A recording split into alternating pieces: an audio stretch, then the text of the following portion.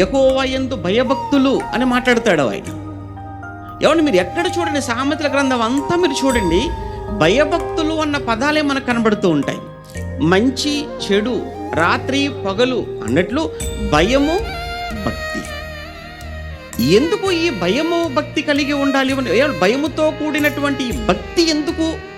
దానివలన నాకు ప్రయోజనం ఏమిటి అని అంటే, నిజంగా భయముతో కూడిన భక్తి చేసేవాడి జీవితం, అతని భక్తి ఎలా ఉంటుందో సామెతల గ్రంథం 8వ అధ్యాయం 13వ వచనములో, యెహోవా యందు భయభక్తులు కలిగి ఉండుట చెడుతనము అసహ్యించుకొనుటయే అన్నాడు. నిజంగా దేవుడు అంటే భయం ఉందా? దేవుడు అంటే నిజంగా భక్తి ఉందా?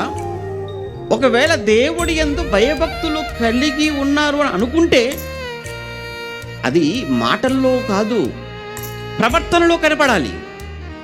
ప్రవర్తనలో ఎలా కనపడుతుందంటారా?